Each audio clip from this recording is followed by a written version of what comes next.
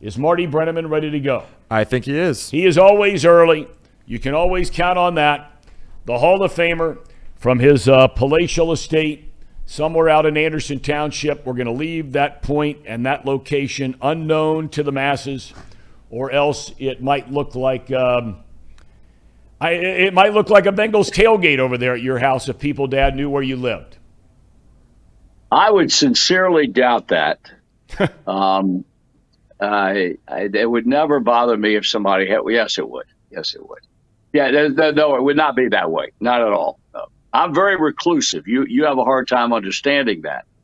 But, I fly under the radar. I'm just good old Marty when I go into Kroger store 4 or 5 times a week.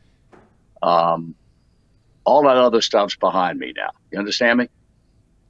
Well, I'm not so sure I'm buying that, but if you're selling it, I'll consider buying it because you're my dad, and most of the stuff you're selling, Brandon Sejo walks in here every day talking about Laura's lean. It makes me sick after a while. Jerky. Well, I don't know why it would make you sick. Brandon is just a guy who has a tremendous feel for the good things in life, and Laura's lean beef is one of those things, and God bless him for feeling that way. Yeah, well, most of his combination would be Laura's Lean and Coors Light, unfortunately for him. That's that's his combination of choice most of the time, I'm afraid. Well, one goes with the other. Hamburgers, steaks, Coors Light. What can I tell you? See, this is the perfect combination. This is why I love you, Marty. You're on my side with this. Tom dogs me every day I come in here talking about Coors Light and Laura's Lean. Well, you don't need to take all that stuff, Brandon, and nor do you, Casey. Neither one, because as I made a comment 2 weeks ago, when the end of the day comes, whether it's Wednesday, Thursday, Friday, whatever, you two guys are the guys that are the power behind the throne. What about That's that? It. What about that stuff on his face? Still, you like that? Thank God you brought that up. Amanda and I had a discussion about that the other day when she asked me, is Tom growing a goatee? And I said, I don't know. I haven't really paid any attention. So I looked at a picture. Can you give me a reasonably intelligent reason for why you are junking your face up like that? Trust me when I tell you, I want nothing to do with this. But I gave my word to our buddy Zim Houday. When the Bengals started 0-2, I said, look, I will not shave till they lose. I went through last weekend with Luke, your grandson, my son, homecoming pictures. I've got this mess all over my face. I told Zim, look, I said, I will keep it until the game is over this Sunday night against the Ravens, and then it's gone. I don't like it. I want nothing to do with it. And it will be over Sunday night, win or lose. End of story. Well, he calls it savage mode, is what he calls it. He calls it what? Savage mode. He has that on a lot of the merchandise that Zim Houday sells, is getting into savage mode for the Bengals, and that's what I've done. So no matter what happens now, come Sunday, you're going to cut it off. Is that correct? Over. I'm not going to go until they lose, that kind of thing. It's just not going to happen because I can't stand it anymore.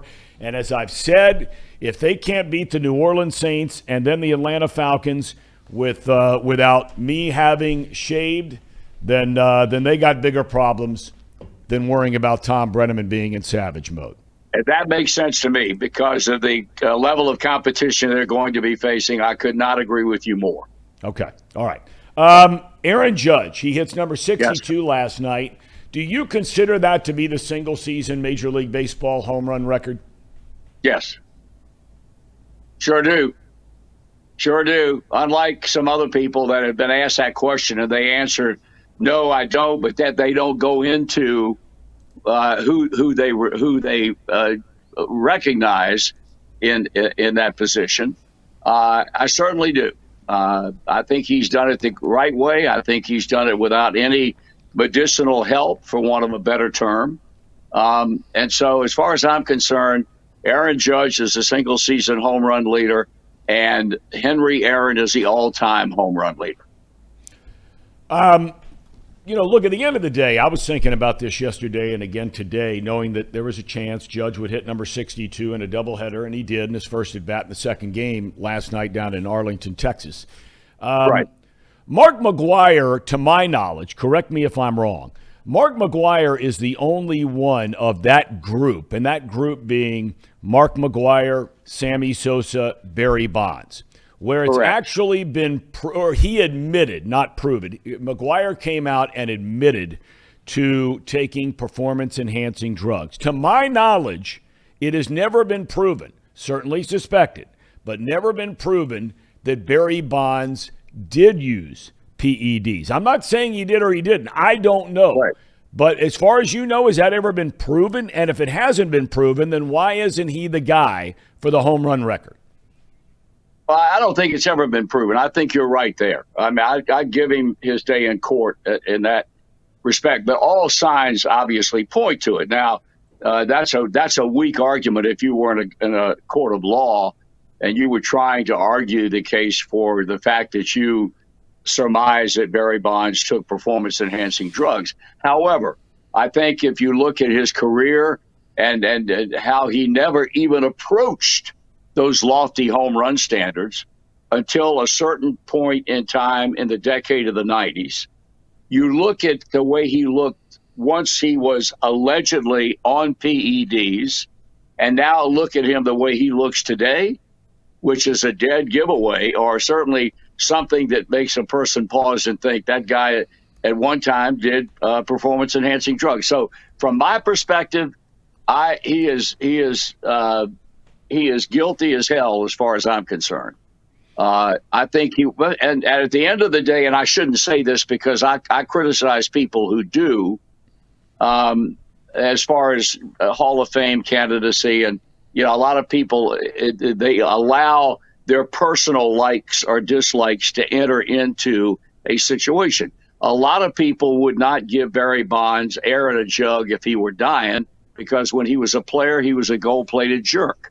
And I was one of those people. So I choose, for my own personal feelings, and not because I did not like the guy personally, because I saw what a jerk he was and heard what other people said he was. I choose to believe that he did take performance-enhancing drugs, and I choose to believe that Aaron Judge didn't. All right, I want to ask you about the playoffs. They're all set now. We'll stay away from the American League. I know there are a lot of people that follow both leagues, and that's great, but we're going to focus in on the National League. It's all set. The number one seed overall in the National League, the Dodgers. Yeah. As of last night, the number 2 seed, it's official now, Atlanta, again, National League Eastern Division champions. So both of those teams sit out while they play a series that starts Philadelphia at St. Louis. St. Louis has had an unbelievable year. I feel like the Cardinals have really gone under the radar, if there is such a thing, for a St. Louis Cardinals team. They get a lot of pub. But they have some guys individually who have had phenomenal years in that lineup. But Philadelphia, they had Joe Girardi, who you and I like very much. Think he's an excellent manager. They fire him. They get the whole thing turned around. Now Philly's in for the first time in 11 years. Who do you like in that series? To be honest with you, I've got to pick the Cardinals. And I agree with you about it's a different type of St. Louis club from the ones that we've known about in past years. Their corner infielders have been incredible, and Paul Goldschmidt and Nolan Arenado. And they've got a couple of young outfielders that have had big seasons offensively, of course, led by the all-time leader in my book, and Yadier Molina. I just think their pitching is better than Philadelphia's. Aaron Nola's had a big year for the Phillies in their rotation, but at the same time, the Phillies have been a long time in getting back there. The Cardinals are old hat. I don't know whether that means anything or not. Sometimes I think it does. Other times I don't think it does. But if I had to pick one over the other, I would pick St. Louis, and not to take anything away from Philadelphia. I think the job that Rob Thompson has done when he stepped in to take over that managerial job in Philadelphia when they fired Joe Girardi. And I know that was a tough thing for him because he and Joe have been very, very close over a lot of years. He was his bench coach. Now he has to assume the managerial job and watch his pal be dismissed. I think he was as strong a candidate for manager of the year in the National League, and who knows, he may still win it. We don't know yet. But I still think St. Louis has the edge in that series.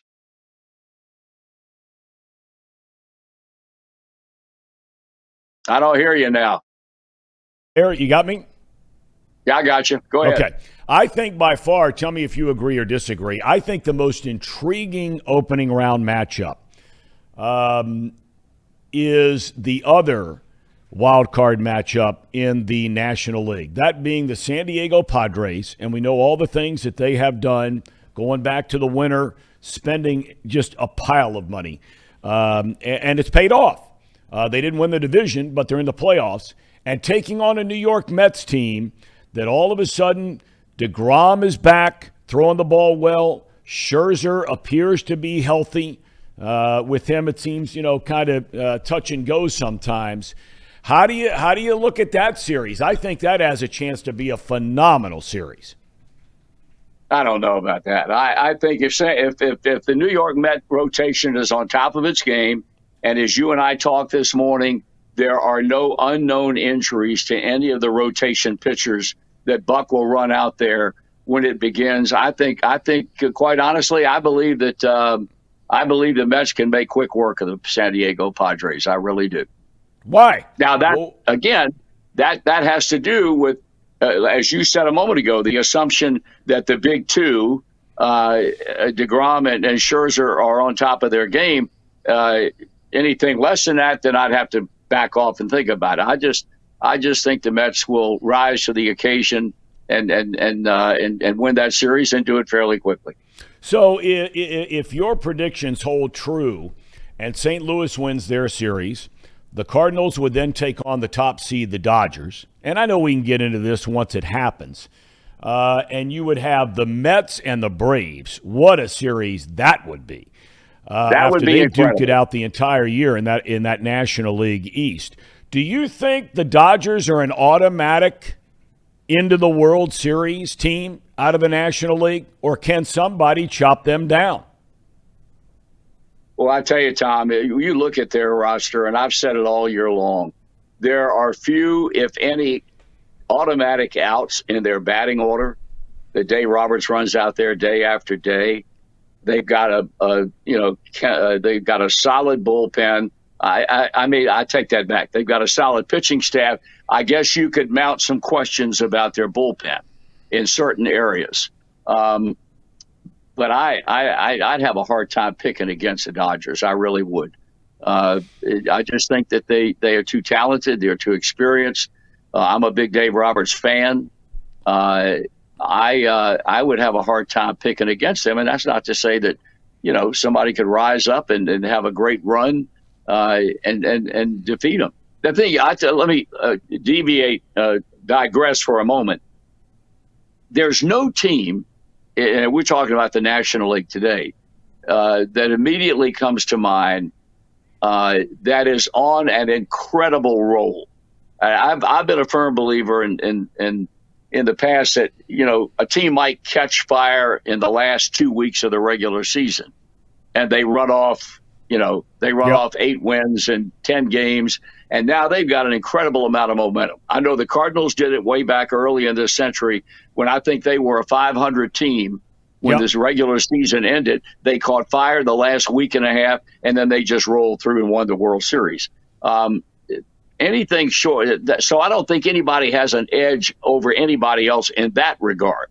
I just have a hard time picking against the Dodgers. Somebody would have to prove to me. And I think from a pitching perspective, both Atlanta and the Mets have the kind of pitching that if they get on a roll once the postseason begins and they carry on through, could offer a real challenge against the Dodgers. But from an offensive standpoint, boy, I tell you, if you're pitching against him, there are very few, if any at all, and there are day-to-day 8 players that he pencils into that lineup that you can slack off against. Yeah, I'm with you on that one. Before I let you get out of here, today's the season finale for the Cincinnati Reds. They rally in walk-off fashion. We talked about it a minute ago, to win last night, to avoid that 100th loss. Last game of the season, late this afternoon. Are you making your way down there to help them stay away from a 100th loss? That would be no. I would be not. Will I be watching and or listening? I would say yes, just to see if they can finish the year with a mini run of their own and sweep the Cubs and avoid the second 100-loss season in the history of the franchise. But no, I won't be going down there today, but I will be paying attention to the way that game turns out. I think it starts at 4:10 or something like that. Yeah. I tell you, it's been fun watching Lodolo and Green here down the stretch. Both of them, boy, they look like potentially outstanding anchors for a very good starting rotation. I don't know what the rest of the team's going to look like. I don't know if they know what the rest of the team is going to look like. But with those two guys and Ashcraft, who will start today, that's a pretty solid nucleus, or at least a foundation of young pitchers if you can keep them healthy. No question about that. I think if there's one highlight of a dismal season, it's the fact that these kids have come up and they have progressed and they have matured start by start to the point where if they can stay healthy next year and in the years to come, that's a heck of an anchor for what will be a very young and talented rotation. Aside from that, they've got a lot of work to do. Offensively, it is not a good team. They have to figure out a way to generate more offense, and I know they don't want to spend a lot of money. I don't know how you can do one and not the other, because I don't see where this group of players is all of a sudden going to blossom into an offensive juggernaut. I don't see that happening. So they've got a lot of work to do, but they can sure hang their cap on the fact that Green and Lodolo and Ashcraft, and I think some other kids that are going to be coming along. They still got to find out about Connor Overton and whether or not he can stay healthy. And if he does stay healthy, can he pitch the way he pitched early in the season? Yeah. If he can, that would be 4 right there. So, yeah, I think you always look for bright spots, and I think the single bright spot has been their young pitching. All right. Well, Dad, go have a great day and enjoy the sunshine, and we will catch up again next week. Tom, I look forward to it, and be sure you take care of those 2 young guys that are sitting behind this camera, because they are the 2 guys that make you what you are right now as far as the success of this program. Most days I feel that way. There are other times I'm not so sure.